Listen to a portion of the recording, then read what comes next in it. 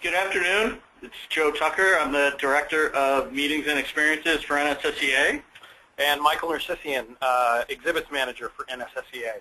We thank you very much for taking some time out of your schedule to go through this brief but roller coaster ride of driving qualified booth traffic to your booth, of how to attract enough of the right attendees to your exhibit. I'd like to introduce Jefferson Davis. He's President of Competitive Edge, and although he may not look like it, he does have over 27 years of industry experience and does definitely know what he's talking about. So hopefully you have your pens ready, and Jefferson? All right. Thank you, Joe, and thank you to everybody who's taken time out of your busy schedule to log in to this special Exhibitor webcast in preparation for Ed Expo. I don't know about all of you that are logged in today listening, but for me, in my experience exhibiting at 200 shows, I always felt like the only time I ever heard from the show organizer was when they wanted a check or when they wanted to send me that big exhibitor service kit telling me everything I had to do but didn't want to do. And how cool is it to be exhibiting with a great organization like NSSEA that cares enough about us as exhibitors to invest resources, to not just rent us pipe and drape and bring a few warm bodies, but provide us access to knowledge on how to really make trade shows pay off.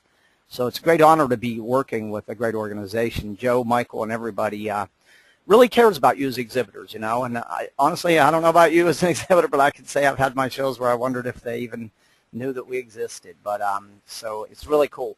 So what we're going to do today is we're going to hit a really critical topic called driving qualified booth traffic, and this is part of a larger organizational commitment by NSSEA to provide you with the Exhibitor Success and ROI Center. This is your 24/7, 365 free complimentary knowledge resource that you and your entire exhibiting team has access to. When we're done, there will be 2 replayable webcasts. There's an exhibiting article series, and there's an Ask the Trade Show Expert where you can, anytime you've got a question about how to make trade shows productive and profitable, go to the ESRC, type in your question, and me and a team of trade show experts will respond within 24 hours. You can access it at the URL listed at expo.com/2014/exhibitor/webinar/.cfm. So bookmark that, share it, make sure everybody on your team knows. Here's a screenshot of what the page looks like. So make sure that you're taking advantage of this opportunity. So the objectives of today, big changes over the last 10 years in how attendees, the buyers, are approaching trade shows. So we're going to take a look at some of those behavioral changes and discuss why, to be effective, we have to respond to these, and we've got to market our exhibit today. We can't just show up and hope. Second, I'm going to take you on a fast and furious journey through an 8-step planning process that I have been using, building and refining over the last 22 years, using with clients, and my clients combined have been able to pull over $500 million in combined exhibiting results. And a big part of that value has come from our ability to attract enough of the right buyers to our exhibit. And then we'll overview some of the marketing ops that are available so you have this understanding of what's available. And then finally, we'll wrap this up by showing you what an integrated multimedia campaign looks like in action. And I want to start off also by saying that regardless of the size of your company, whether you're a big company or you're a little company or you're just kind of getting started, you've come up with a product and you're ready to go to market, regardless of whether you market a product or a service, this process works for companies of all sizes. All you have to do is kind of adapt it and scale it for your situation, and I'll kind of coach you through that as we work through here. So this fits all. So let's talk about what it really takes to succeed at trade shows. The problem is that many exhibitors aren't clear about what they're really buying. And what you're really buying, the big bang effect, the thing that makes shows work when they work well, you're buying face-to-face contact, okay? In an environment where the customer, the prospect, comes to you with a relatively open mind on your turf. So you're buying face-to-face contact, and you've got to view it not as an expense where you just spend the money and leave it on the floor, but you have to view it as an investment and demand that you get return on investment, because how you see things is how it'll end up working for you. And then finally, you got to get out of the logistics trap. The logistics traps means that the average exhibitor spends 95% of their pre-show time on get the space, get the booth, get the products, get the people, book the air, the hotel, ship everything there, set it up, tear it down, send it home, and they call that pre-show planning. I call that dealing with logistics. What you've got to do is you've got to carve out time to deal with the strategic side of exhibiting, what I've identified as the 4 critical exhibiting success factors. So I want to quickly highlight these factors for you. Number 1 is outcomes. Okay, this means that you set specific goals that directly support your company's marketing, sales, customer relationship objectives, and they take advantage of the many opportunities that Expo presents for your company.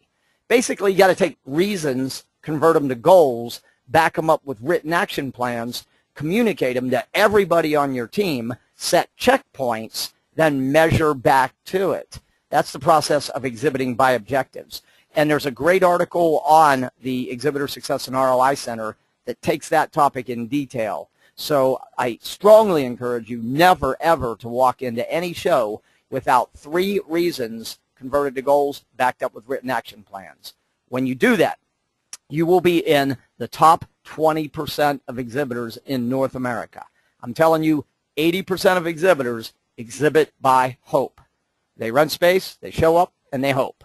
If you want to succeed at exhibiting, some direct advice for you. Find out what the unsuccessful are doing, and don't do that. What the unsuccessful are doing is not exhibiting by objectives. So that's our first critical success factor. Our second one is the primary subject matter of today's webcast. I call it attraction. It's your ability to identify and attract enough of the right people to your exhibit. There's a mouthful in that statement, but that's what we're going to dive into over the next 45 minutes here today, is a proven process on how to do that. This is going to be a very hands-on type webinar today. This is not just sit back with arms crossed, legs crossed, you know, checking your email. You should have received an e-workbook. We're going to cover a lot of ground. This is going to be a hear it, see it, write it, do it type webcast. And when you walk off here, you're going to have the beginnings of your attraction plan in place. Okay? The third critical success factor is if you set good outcomes and you attract, number 3, you've got to manage the experience. And the experience really comes down to your exhibit, the look, the feel, the messaging. It comes down to how you physically present, show, tell, and engage your product, service, story, and message. And it comes down to your booth staff. So it comes down to the exhibit, product presentation, demonstration, staff. So you got to manage the experience. There's some great content on the ESRC in articles. You'll also be seeing those in your exhibitor bulletins. Right information, right time approach here. So manage the experience well. And number 4, follow through. For the unsuccessful exhibitor, when the doors close, the show is over. For the successful exhibitor, when the doors close, the real work begins, because they realize that whatever they got at the show in terms of sales, it was just the low-lying fruit. And what they can get over time by having a good follow-through program in place can blow your mind. It's kind of like an iceberg. If you picture the tip of an iceberg, that little tip sticking out of the water, you know, that would be what you grab at the show. The big mass that's under the water is what is lying there if you have a good follow-through plan. So what we're trying to do in this 4th success factor is lead management and measurement. Okay, so we're going to follow up. We're going to get commitments from visitors. We're going to follow up and convert those to some form of action. and we're going to measure and report our results. And so here's the thing about these 4 success factors. They're very much like a table with 4 legs, okay? Or I could say a horse that's running in a horse race. It's kind of hard to win a race with a 3-legged horse, okay? And so what I'm saying here is that if you attack all 4 of these critical success factors, the question is not, will we succeed at Expo? The question becomes, how successful will we be? And I know they sound similar, but they're not even in the same ballpark. So here's what I want you to ask yourself right now as you look at these 4 factors on your workbook. On a 1 to 5, a 5 means you're at mastery. You've got this absolutely nailed. A 1, you're really not addressing this well at all.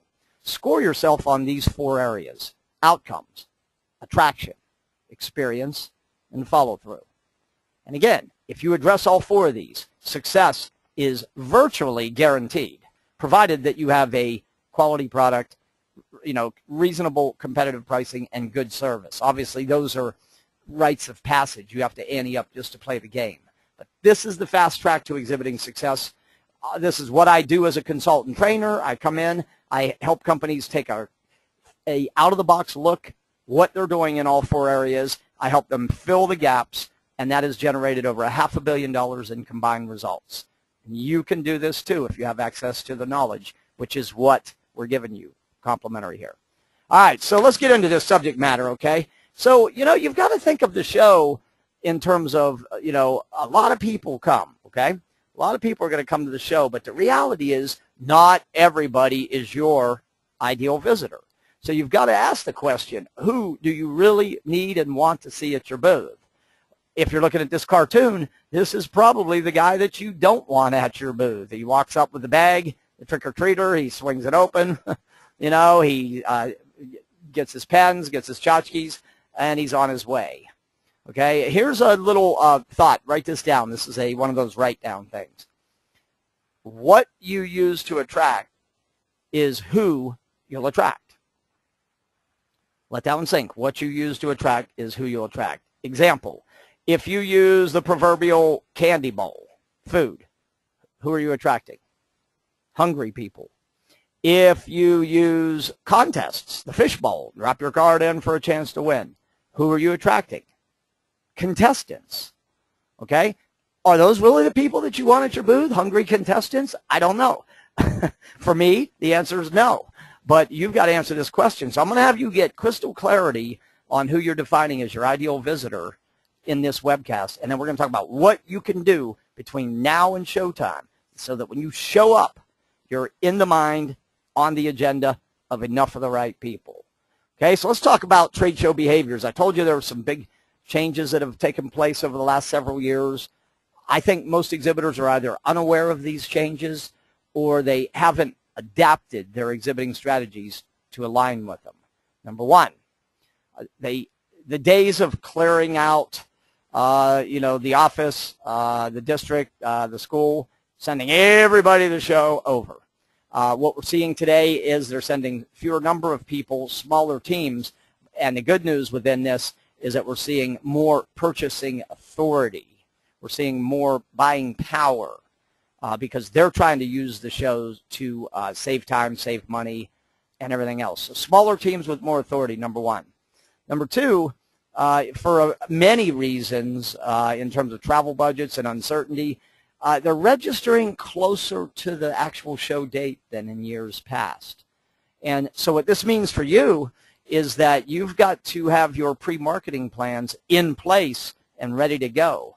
There is a point of critical mass in the show when it hits the critical mass reg point, and that's when you want to be able to launch or drop your pre-show marketing campaign that we'll talk about. Number three, previously, prior to 2002, the average attendee was spending 2.8 to 3.9 days at a show. Today, they're spending, on average, 1.7 to 2.6. Now, this does not mean that they don't value shows. In fact, All of the research is telling us they value shows as much, if not more than ever. But they, like you and me, they're wearing 3 hats at their job. And so they're spending fewer number of days at the show. And they're looking, when they come, they're looking for more content, more takeaway, more value, and more usable information.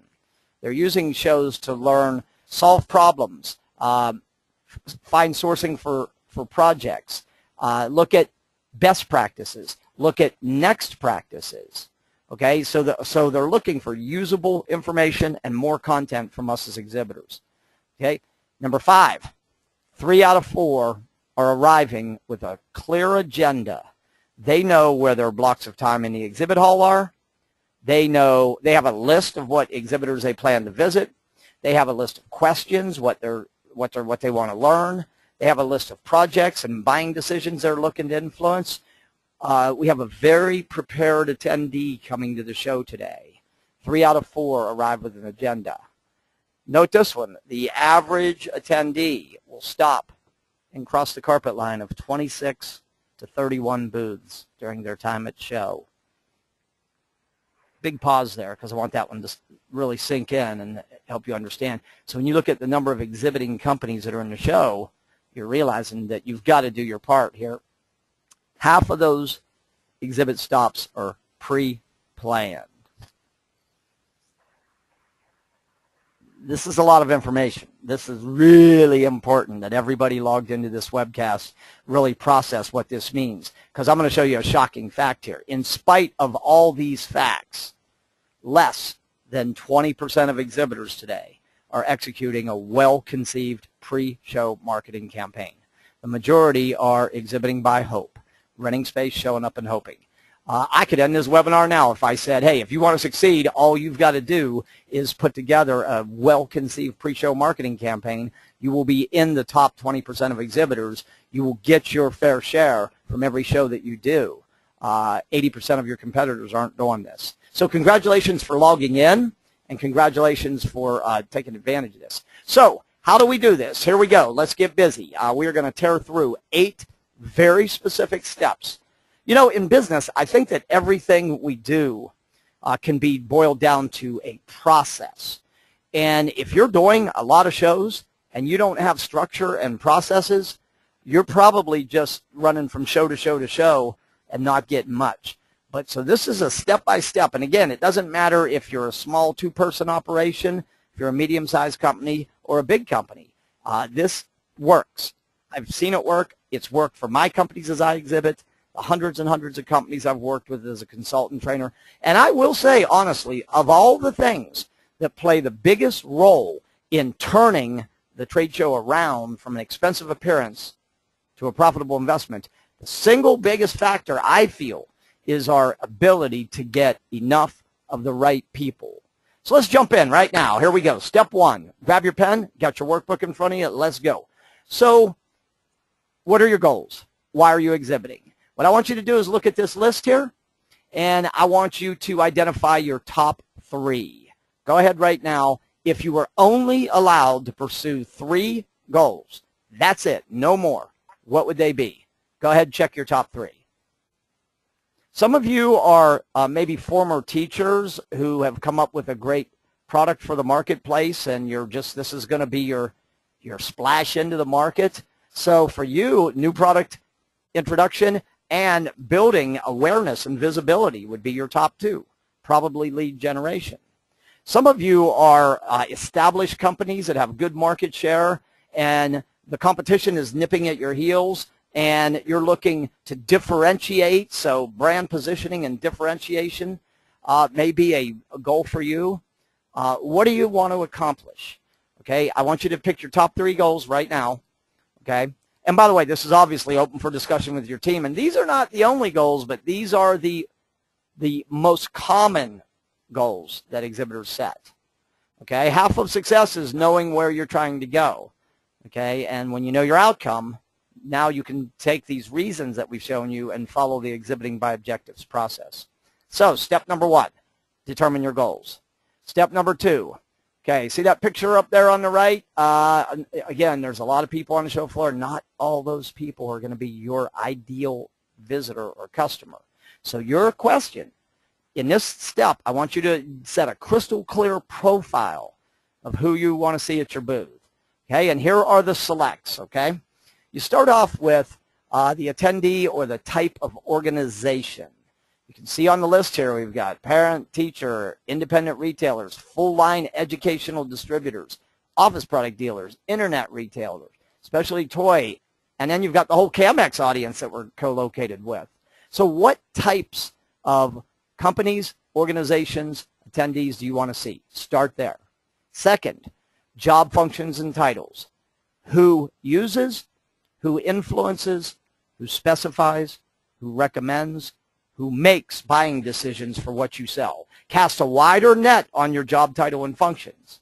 Okay, so list the typical job titles and functions. Use, influence, specify, recommend, make. Then, think about geography. Does that play a role?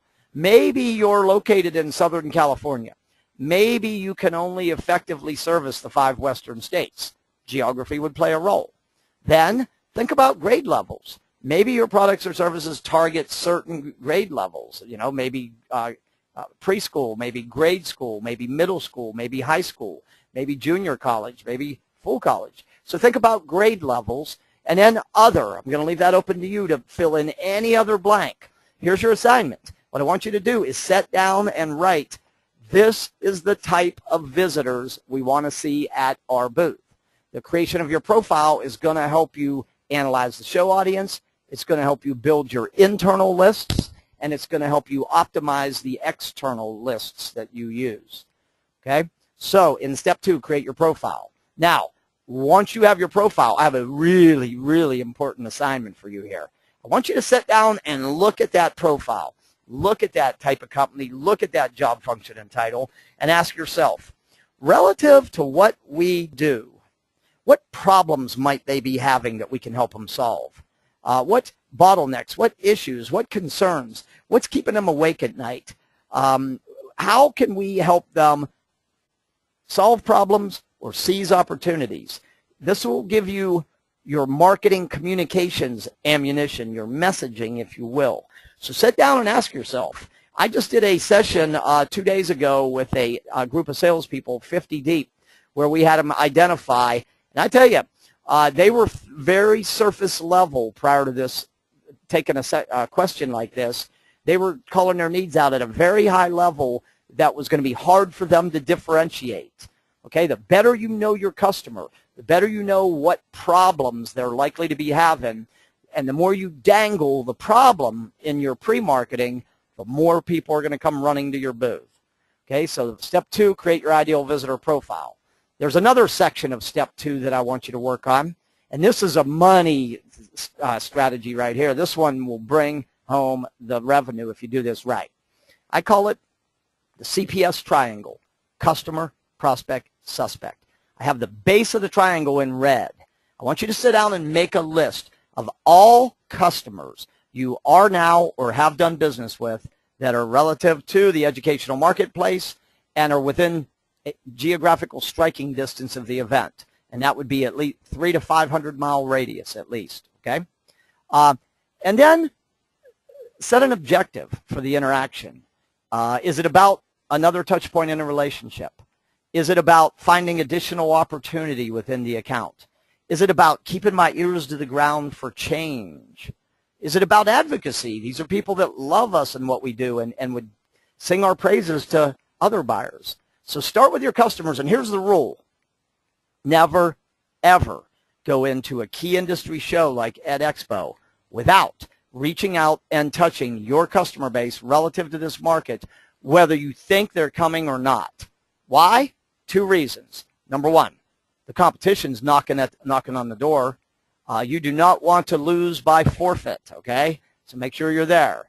And second, 1 out of 4 attendees make their decision to go to a convention trade show from exhibitor invitations. So you want to make sure you're touching your customers and inviting them and setting a clear 1 or more of these objectives for the interaction at the show. Next, Quick cash, green, prospects. You are now in the sales cycle with these people. You know them, they know you, you're talking about a deal.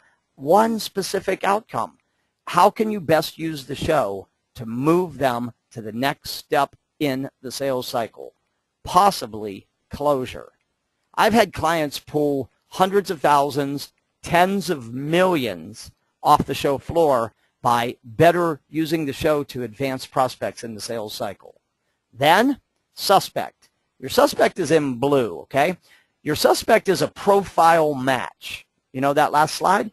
You have no meaningful dialogue with them. You have one objective, get a foot in the door. So here's your assignment, okay? You want to sit down and make a list of X number of customers, set an objective. X number of prospects, where are you in the sales cycle and how can you advance, and X number of suspects. Then you want to run a personal pre-show marketing. Have your salespeople, your dealers, your distributors do this model. So you have high-value interactions coming to the show, coming to your booth. And if we stop this webinar now and I said I'm not going to give you anything else, and you took the CPS triangle to heart and you ran it, I'm telling you, it will change your trade show fortunes in one show. All right, so let's go to step number 3 here. All right, so we're buying face-to-face contact, right? Any real value you gonna get from the show is going to come from putting your company identity, product, services, staff, face-to-face with somebody that can make a buying decision. That's at the end of the day, or influence. But here's the flip side. You have a finite amount of capacity to interact.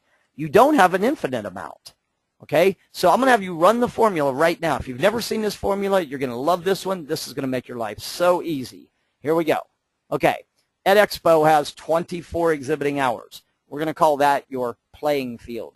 We're going to call that your real opportunity. Now, this next one is a variable. How many people in blue, booth staff, are going to be in your exhibit on average at any point during the entire 24 hours, your full-time staffing equivalent? Rule of thumb, 50 square feet per exhibit staffer. If you have a single booth, you have space for 2, maybe 3. You don't have space for 4 in a single booth. So go ahead and write your number down. Multiply the 2 together. You have your total staff hours. That is your capacity for face-to-face, one-to-one interaction in your exhibit. From there, your next variable is to set a target number of interactions per hour per staffer. You want to do it on the conservative end, use 3. You want to play it in the middle of the road end, use 4. You want to play it a little on the aggressive side, but not necessarily, pick 5.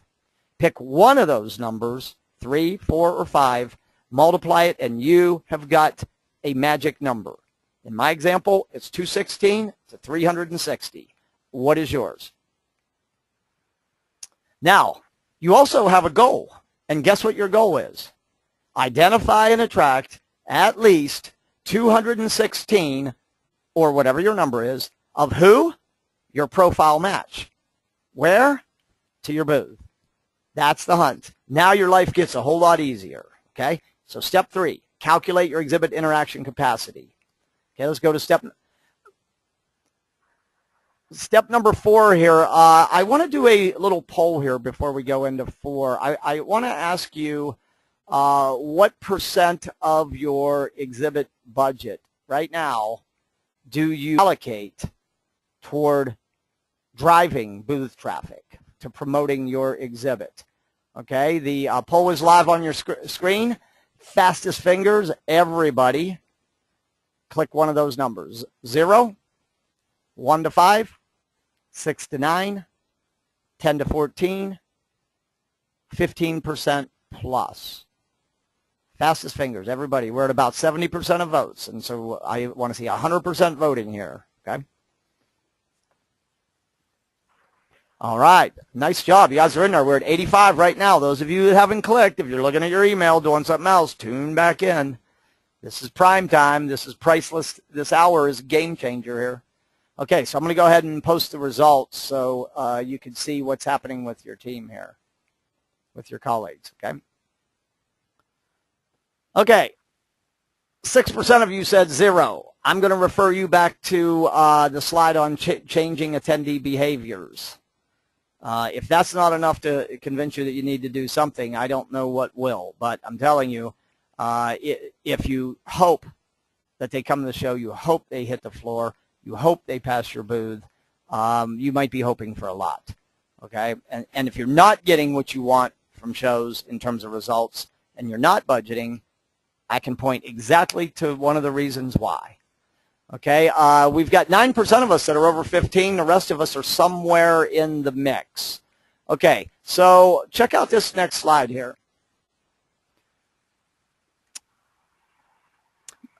You'll see a little slice of pie up there at 10, 11 o'clock. The average exhibitor allocates 6% of their show budget to promoting their exhibit. I have a rule of success when it comes to exhibiting, and here it is.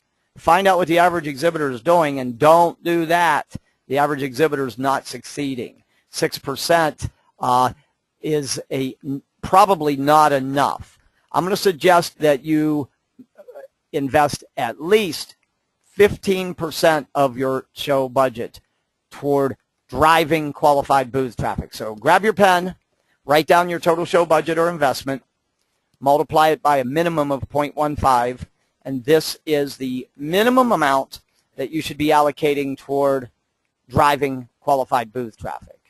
There are some times when you even want to allocate more. When you're in a really big show, you got a little booth. You look at your location on that floor plan and you go, oh no. When the show is a perfect match, the audience, I mean, this is a really perfect audience match, you should allocate even more. I've had some clients go as high as 25% of budget toward driving qualified booth traffic, and from that, I've seen some of the biggest turnarounds I've ever been part of. Here's something that I will tell you about this, for those of you that are below 15. See all these other areas? Yellow, exhibit space. 11, red, exhibit. Blue, show services. 10, shipping.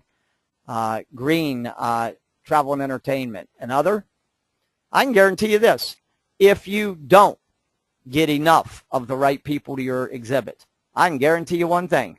All those will end up as an expense. I can also make you a promise. If you do get enough of the right people to your exhibit, all those other areas will end up as an investment that positions you to generate ROI. Do you want the show to end up as an expensive appearance or a profitable investment? If so, step up the budget. Show your boss. This webinar is going to be recorded. Bring him on. He doesn't have to sit through the whole thing. Show him these few slides. I'm telling you, of all the areas where the dollar goes, this is one area that is very smart to allocate more resources for. Okay, let's talk for a moment here about your usage. Let's run a quick poll here on the usage of attendee lists. Now, imagine many of you listening today not only exhibited at Expo, but probably do many shows. So do you, as a standard practice, do you acquire and use the show pre-registered attendee lists? Yes? No? I wasn't really aware these were available.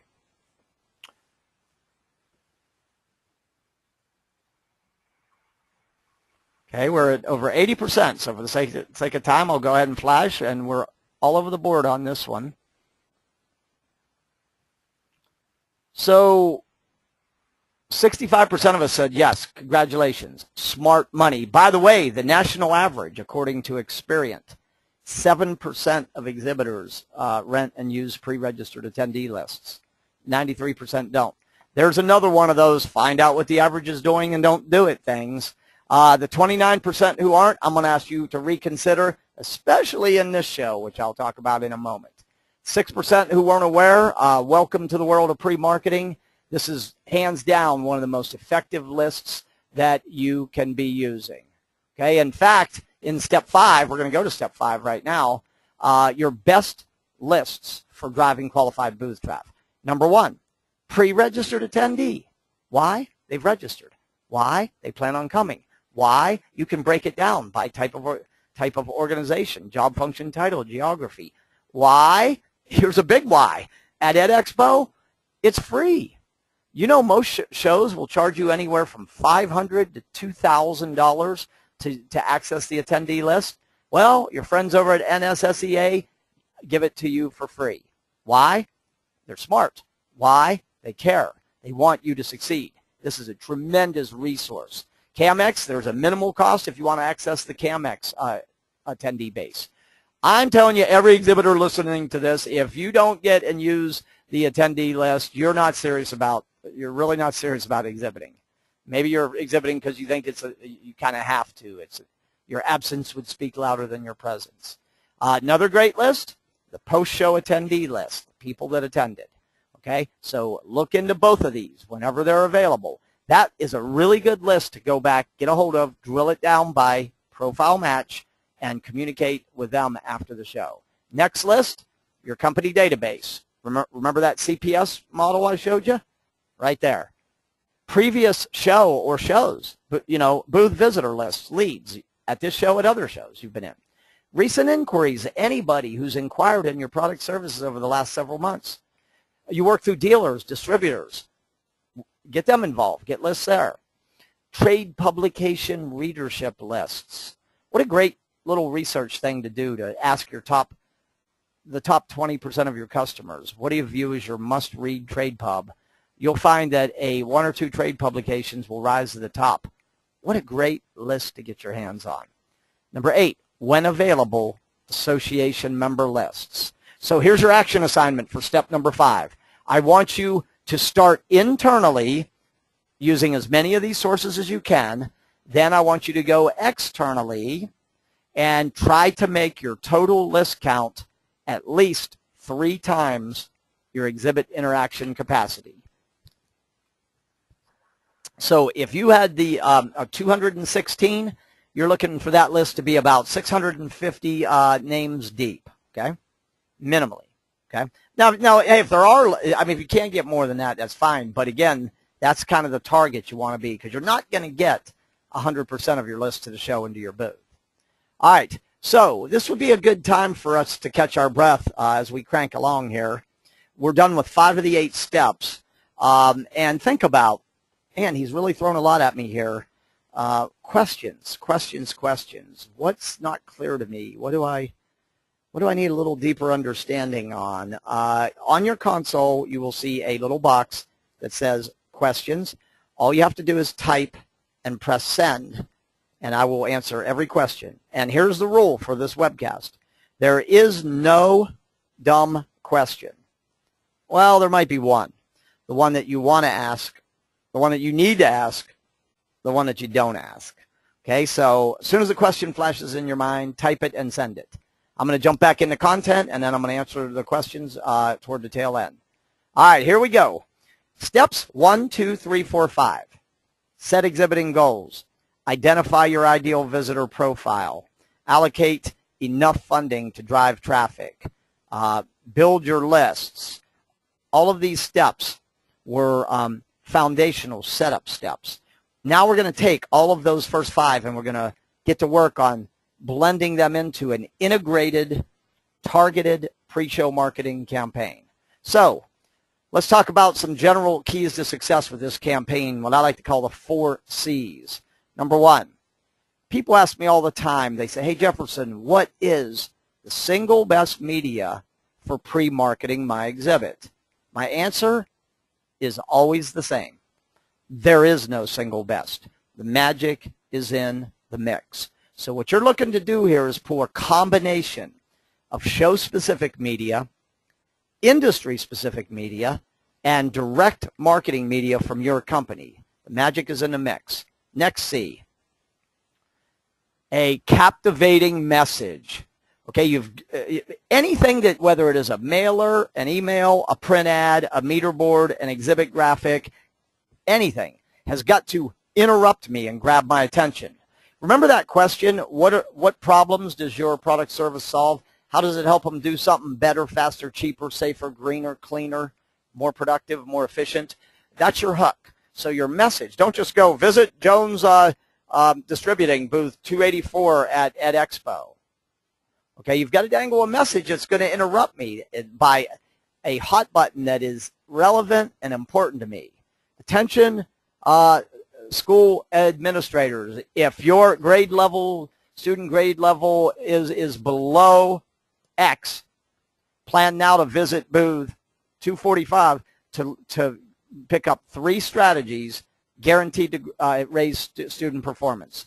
That's the idea. See where I'm going? A crystal clear hook, not just we have desks, we have furniture. Everybody's got that. What's your hook? What's your message? Then your design theme needs to be very consistent throughout. I get a mailer. I see an email. I see you in the trade pub in the show program. I see your exhibit graphics. There's a great consistency to your message. The imagery, the color, the font treatments, the messaging. Next, all you got to communicate in your pre-marketing is 4 basic questions. What we do, why you should care, who we are, where and how to find us. Big time emphasis on why they should care. Okay, that's it. So anything you get ready to produce, make sure that the 4 legs of the stool here, it's a 4-legged stool, make sure it touches all 4. And finally, creative frequency. Try to land at least 3 direct hits with your ideal visitor profile in the weeks leading up to showtime. And it seems to work best when these hits come from different media. Okay? So, some suggestions on analyzing media. Number 1, what are your goals? Certain media support certain objectives better than others. What's your budget? I know you don't have unlimited funding. You got to spend it wisely, so you've got to look at that.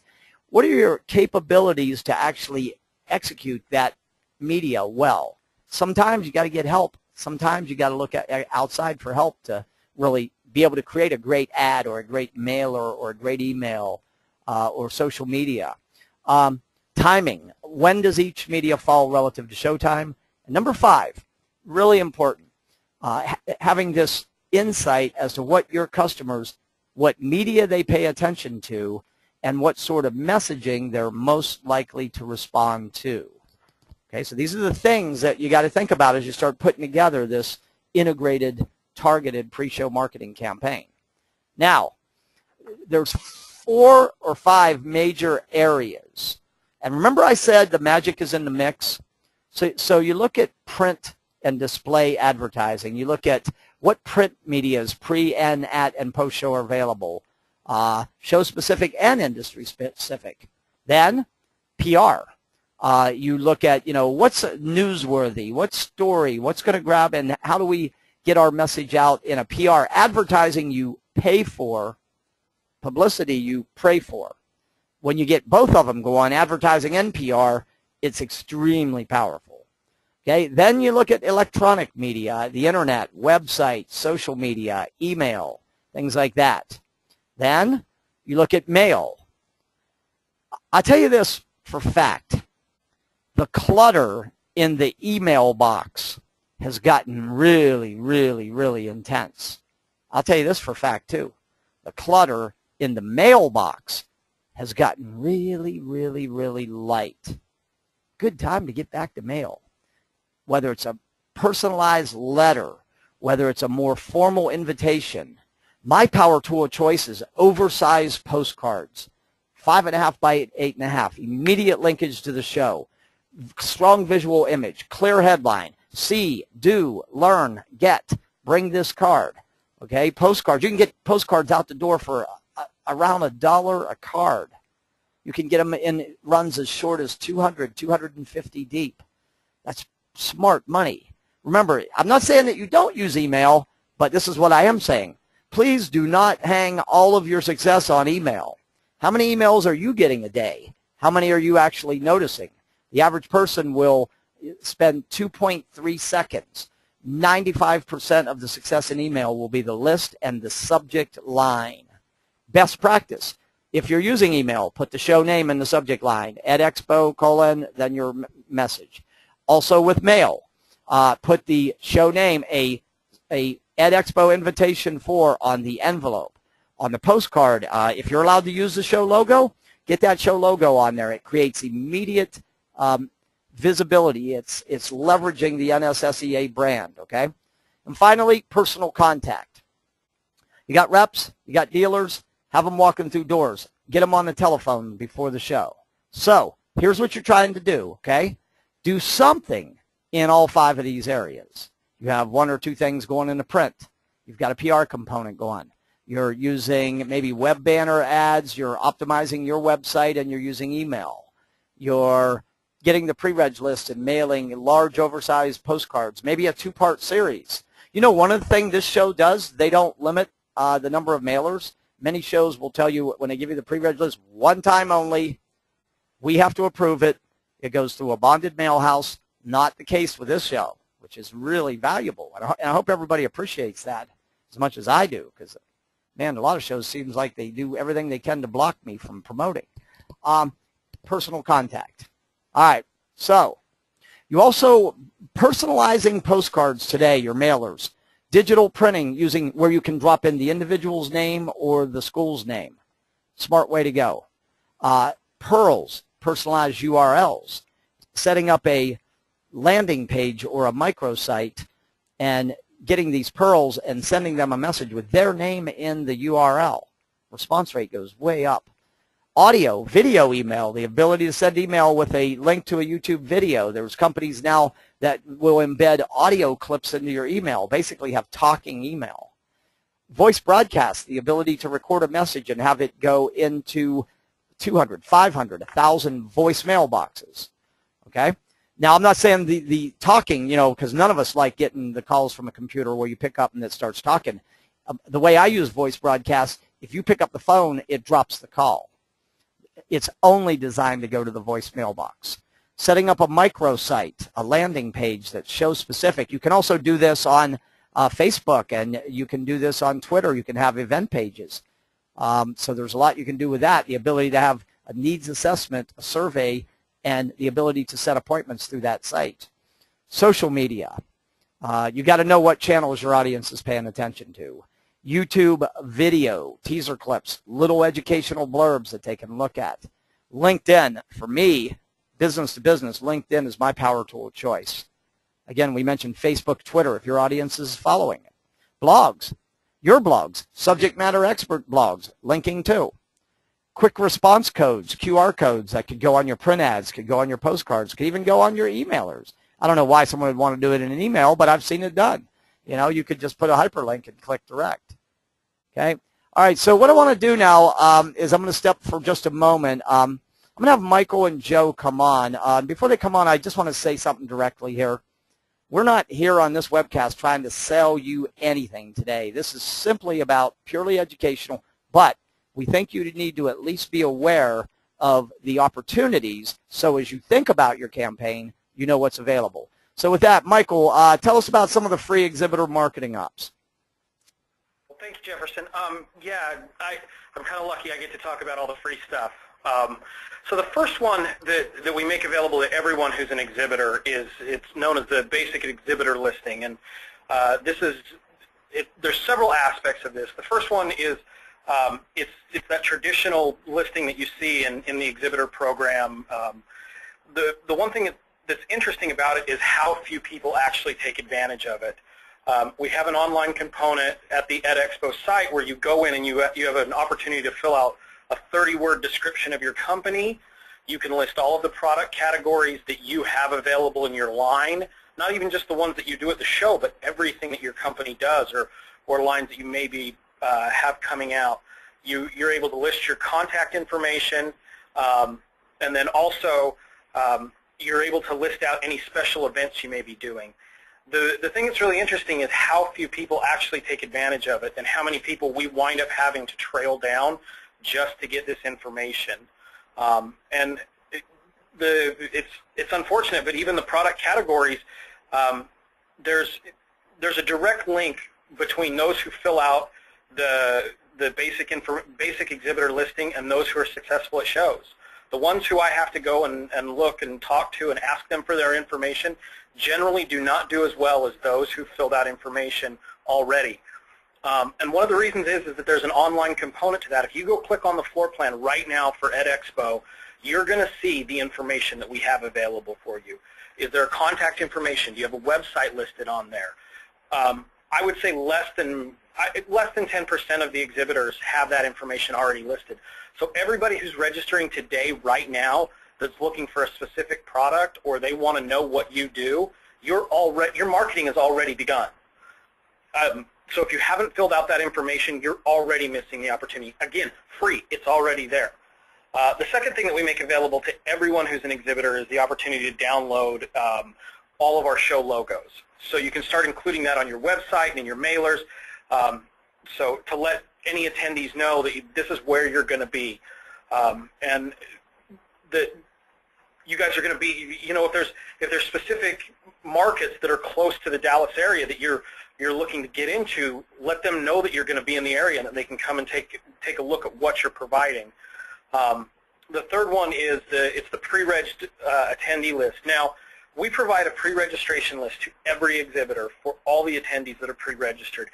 And this actually will begin roughly January 27th. It's just a little while after our early bird cutoff.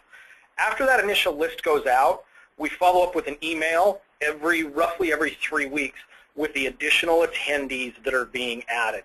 So it's not even one list. You're going to get multiple lists. And then on top of that, we're going to make available a final list of all those who attended the show. And like Jefferson said earlier, it's absolutely available and free. The only thing that you have to do to get that list is when you receive the blast email that goes out, click on the link and download it. One of the other things we make available to our NSSEA members is the opportunity to download our membership list. So if you're looking for a particular segment that may or may not be attending the show, you don't see them on there, but you know they're an NSSEA member, you can go in and download and start marketing to the membership as well. Again, completely free. The fourth thing that we make available is there's going to be a conference space or areas where people can invite press to actually meet with them. If they're doing a new product, this might be a really good opportunity to reach out to the individual media sources in the area. The last thing, and I really want to stress, is you have the opportunity to do show specials and door prizes. This year, the combination of Expo and the CAMX show, CAMX is very driven. Their attendees are very, very driven by show specials. If you're going to do a pre-show program, or excuse me, a pre-show promotion, having something that is a show special or letting people know that there is a show special is essential to that if it is something that you want to do. And then the last thing that we also have is the opportunity to do door prizes. Actually, Joe, do you want to talk just a little bit more about the door prizes? Sure. The door prizes are just basically when a attendee writes an order with you, you'll give them a ticket that they'll have a chance to go win what we're calling the door prize, which is the dealer opportunity order raffle. So it's a product that is MSRP of about $250 or greater that you all would provide, and then we'll promote it on our website as well as at the show. And as the dealers order and put in these tickets, the last day of the show where they have to be present to win, we'll pull the tickets out towards the end. Earlier on in the webcast, Jefferson made a comment. What you use to attract is who you will attract. This is your opportunity to attract buyers. I mean, if what you're putting out is a dish of candy, you're going to get hungry people. If you're looking for buyers, you need to put out an opportunity for them to buy. Like I said, all of the things that I just talked about are absolutely free and available for the taking.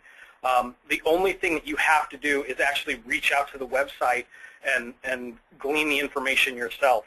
But beyond that, I mean, we really want everyone who attends our show to succeed. We do this in hopes that the people who are at our show are going to be successful. So with that, I'm actually going to turn over now to Joe to discuss some of the things that are not exactly free.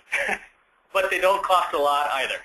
It's not nominal amounts for what we hope is a very high return. So one of the first items, which most of you are probably familiar with, is our new product showcase. However, for this year, it's going to be a little bit different, where it's not just going to be showcasing your new product, but it can be a very good lead generation for you. So for this year, all the products will receive we'll put a barcode with them, and all the attendees will be given a scanner. And that scanner where all the attendees will be able to have the scanner and scan the barcode of the products that pique their interest. So for the attendees, we'll have print stations available. They'll be able to print out a customized list that has the products they scanned, that has your booth number, your company name, and helps drive them to your booth to talk about the product. At the same time as they're scanning the product, we'll have a display that shows in real time the top 10 products scanned, so everybody at any time can be seeing what those hot products are.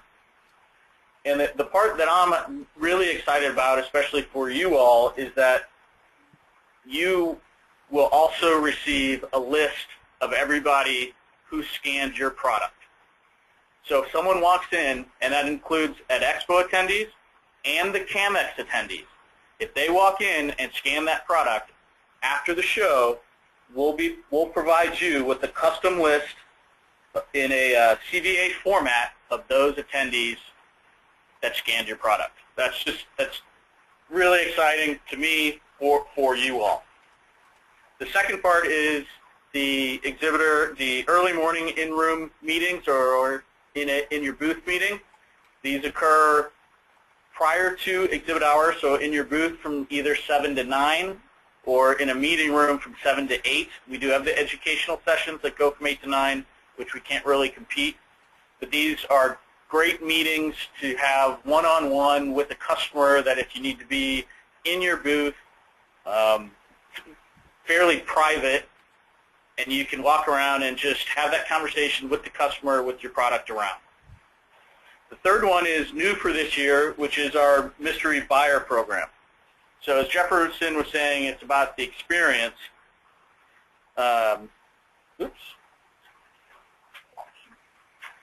with the mystery buyer, you won't know as the exhibitor who the attendee is that is participating. But there will be a select group of attendees that are assigned to meet with you if you decide to participate in this program. So over the course of the show, through all 3 days, they'll be assigned to visit the exhibitors who they have, and you'll be able to have that critical face-to-face discussion where you won't know that these attendees are actually asking questions about you, about your experience, about their experience with you, seeing your product, and afterwards they are providing a brief questionnaire to us also about that experience. We'll be compiling the results and then sending that to you, which not just necessarily planning for at Expo, but planning for any show in the industry. We want you to be successful at Expo, but we want you to be successful in the trade show industry. So when you go to other shows, this data can really help you as to having that line that attracts the person, that makes them stop to look at your booth and really, change the experience that the attendee has. The fourth item is our new, it's 5 o'clock somewhere, who, I guess, what's the old saying that most business gets done at the bar? Well, let's put the bar in your booth, have people from 4 to 5:30 on Sunday and Monday to come by, relax, have a drink in your booth, have some food in your booth, and start that other side of the relationship of a little bit of business and a little bit of friendship. And the last item is the CAMEX list is available. There is a nominal fee depending upon how you want it. between electric or labels, and they can really segment their list, but it's anywhere from that $150 to $200. It's on our website where you can download all the information. They can break it down into categories, and truly their stores are looking for our products. So don't think that they're just higher ed. It's a lifestyle and definitely another audience for you that's open and available for you. Jefferson? All right. Thank you, Joe. And also there are some sponsorship programs available. So really what I would suggest to everybody listening here today is that you view Joe and Michael and NSSEA as your marketing partners. They know this marketplace. They know what they want. They know how to reach them, and they'll help you get to where you want to go. So go to them, share your goals, tell them who your audience is, tell them, budget-wise where you are, and they'll help you put together a well-designed campaign that'll reach your audience, build the brand awareness, and drive traffic. Okay, so we're running a few minutes over. I'm going to jump in and pull this all together for you. So I put on my exhibitor marketing hat, and I've created two scenarios here to wrap all this together and wind this down for you. Okay, so you're a small exhibitor. You're in a double booth, a 10 by 20 inline. At member price, you got about 3,400 in floor space. So your total show budget should be in the 10 to 17,000 range when we use the 3 to 5. Your goals are to increase your market visibility awareness and drive leads so you can generate sales. What would an integrated campaign look like for you? Well, first, you would start with the Cps strategy. You would get your internal sales team, reps, and any dealer distributors to run that with you. Then you would take the free show logo and you would put it on everything, leveraging the show and the NSSEA brand. Then you would definitely be upgrading your online listing and making sure that you're making that as robust as you can. Then you would grab the free pre-reg list and go through it, drill it down to match your profile, and mail out an invitation or a postcard. Another smart place for everybody, smaller exhibitors, not a budget buster, is to have an insert in the attendee show bag. I've had tremendous success with inserts in attendee bags. And then if budget permits, take a look at a rotating ad on the mobile app. Then you would use the pre-reg list to set appointments for your morning in-booth meetings. And finally, you would acquire the post-show attendee list and follow up, mail, email, phone, to people that matched your profile. All of that would be doable in this budget range. That, it would be, for a small exhibitor, a world-class integrated targeted pre-show marketing campaign. Let's say that you're a larger exhibitor in a 20 by 30. You've got the same objectives, but you also have a new product to introduce and thought leadership. So you're going to acquire media lists. You're going to send out press releases.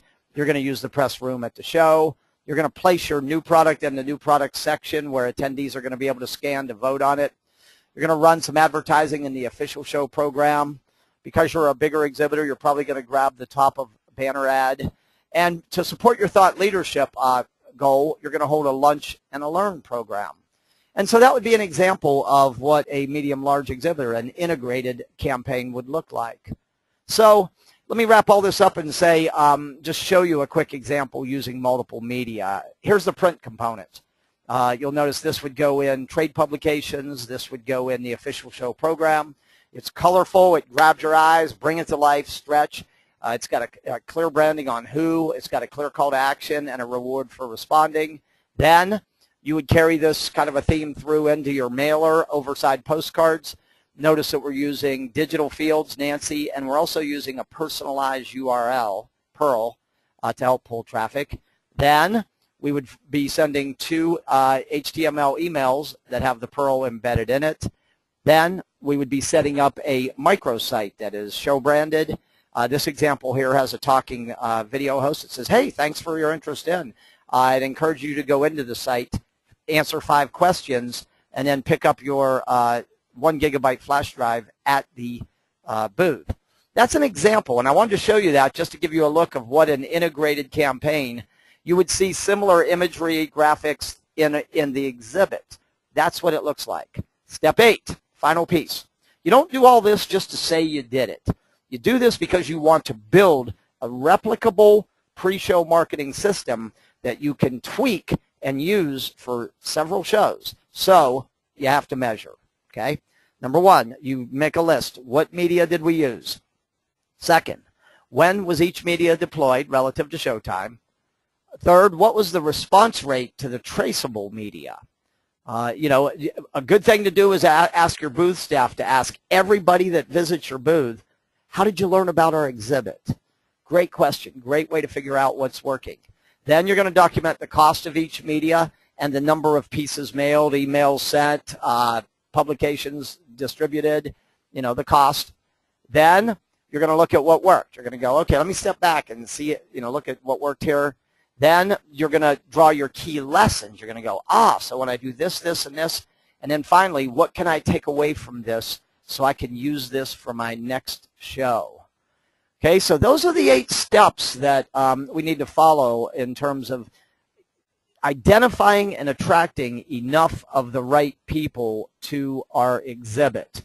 There are many questions in the queue, so I'm going to go ahead and jump into these. And some of these, Joe and Michael, I'll be passing your way. The first question is, how do you use Twitter? And have you seen Twitter used successfully to drive traffic? Yes. Here's the key on Twitter. Number one, you have to have followers, right? So you want to start building a Twitter following a month, 2, 3 months before the show if you don't have one already. And then what you want to do about 2 weeks before showtime, you want to start tweeting about what's going to be happening in your booth, about any specific offers or incentives that you might be doing, about what they can learn in the booth. If you're doing anything with celebrity appearances, anything like that. So you want to start tweeting about 2 weeks before showtime. During the show, too, you want to tweet, you know, about what has happened, maybe what you've learned in presentations, anything. Just kind of build some energy. So tweeting starting 2 weeks before the showtime, maybe 3 or 4 tweets. The key also is to try to get content out that will cause your followers to retweet. That's the key to Twitter, is having that following and designing your tweets that people will want to retweet those. Okay, you can also use Twitter to keep your followers who are not attending the show up to date about what's happening at the show. That's a really cool use of Twitter. Next question. I'm going to have a 10 by 10, but only have one staff person. I suggest that if you don't have anybody else to physically bring, that you consider renting a temporary staffer. There's staffing agencies. There's probably one in the exhibitor service kit, and you can look locally. But one person, when you're tied up with one, you can't deal with anybody else. I'm going to suggest that if you can't bring somebody, then you rent somebody. 2 people is the minimum to have in a booth. Again, because if you're tied up. Next question deals with booth location. How important is booth location? In a show of this size with about 200 exhibiting companies, I would call this an intimate show. It's not going to make or break your success.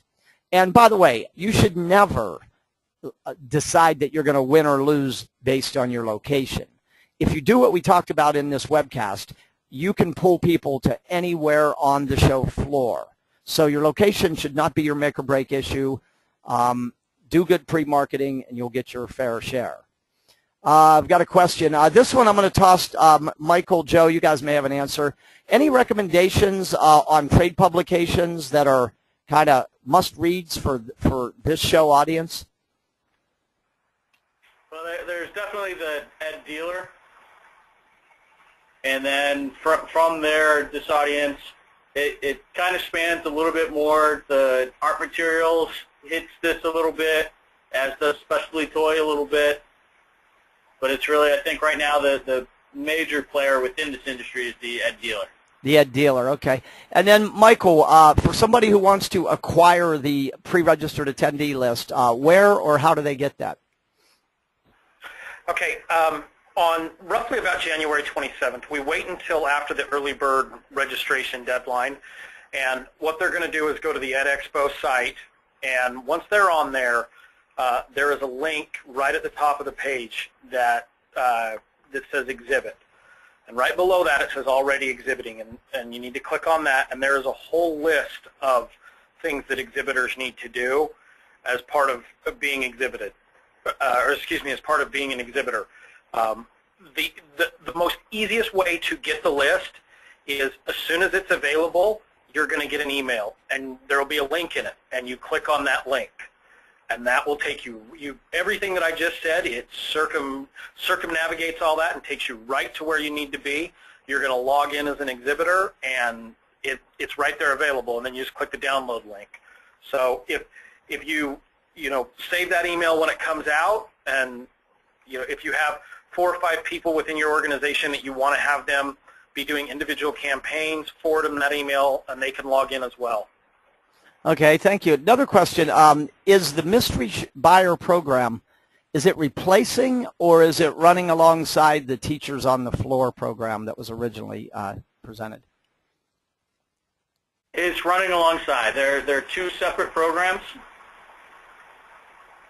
Okay. And the teacher program is just the one day, which are just actual bloggers coming onto the show and looking at items. Okay, thank you. This one I'm going to take, someone says, I have a Learn to Read game. It's really a single product. What captivating message or problem am I solving for buyers? Well, reading is what the benefit of your should be maybe a easier, more engaging way to raise reading proficiency. So your hook to interrupt and grab the attention of people would be students. What percentage of your students are reading below grade level or proficiency would be your hook. So the problem that you're solving, the issue that you're addressing is reading proficiency, and your hook is going to be about the number or percentage reading below grade average. That would be a good way to go with that. Let's see. Someone's asking, many attendees want a show deal, and it's hard when you have small margins and have had a few years. Do you have a suggestion to keep a buyer interested? You don't have to have show specials. The reality is you've got to have a good product that delivers value beyond cost. The show special is just a way to encourage people to buy now at the show, give them a reason to buy now. But if you can't afford a show special, then just come with your core benefits and your value proposition. So if you don't have one, don't feel handicapped. Remember, the primary drive of the show special is to drive immediate action, and that might not be necessary or possible for everybody listening. Next question, flyers, brochures, do they help? My philosophy on information is have it available and distribute it with discretion. A lot of exhibitors are going to completely electronic, with USB thumb drives, but I think you should still have flyers, brochures for the people who want them. Some people want to take paper and go sit down maybe over in the break area and look at stuff and then come back. So my philosophy is don't bring too many, but do have them and distribute them to the people who want printed information. Okay, let's see. This question will come back to Michael and Joe. Can we get last year's attendee list? If you were an exhibitor last year, you have access to that list. Excellent. If you were not an exhibitor last year, you do not have access to that list. And if you're an exhibitor this year, you will have access to that list throughout the year. Okay. So the access doesn't go away at the end of the year. Okay, I've got another question. This is a good one. Boy, I get asked this one a lot. Is there something called too many products to show at a show?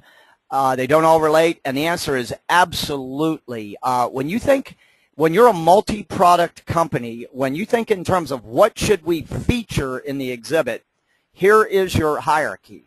Number 1, NEW, new. It's your single biggest drawing card of the show. Lead with new. Second, top of the mind. Product services that speak to top of the mind issues that are being talked about, changes in regulations, OSHA, school, whatever. And then third would be your core products, your bread and butter. So new, top of the mind, bread and butter would be your hierarchy of how to determine what to bring. Okay, is the new product pavilion info and pricing available on the Expo website? It will be. All of the forms of what we talked about will be available after the first of the year. Okay, and then our final question, roughly how many attendees are going to be at the show? If we go by, as of right now, we have to go by historical averages, so we're looking at 500 to 600 actual people. That's representative of typically about 250 to 300 stores at this point. But we do have a few other, hopefully what I'll call tricks up our sleeve, and we'll see what happens with those. Yeah, and you know, that's a lot of buyers in one place at one time, and given the size, the size of this show, it's something that every exhibitor can succeed if they do what we've talked about in this webcast. So I want to close. We've run over time. Thank you, everyone, for logging in. The majority of you stayed 15 minutes beyond. Hopefully you got tremendous value from this. Make sure this was recorded, and it will be up on the ESRC. Make sure you bookmark that page. And from everyone on my side, Competitive Edge, I just want to thank you for logging in and investing this a little over an hour with me. I promise you, if you use what you learned in this webcast, you will be in the top 10% of exhibitors. You will have a successful Ed Expo. With that, I'll toss it back to Michael, Joe, for any closing comments. We'd just like to say thank you as well. Thanks for taking the time. We do hope it helped you, and that both Michael and I are here for any questions or anything else that you need. Just let us know, and we're here. Otherwise, happy holidays. Happy holidays, everybody. Thank you for logging in. We will see you at the upcoming Ed Expo.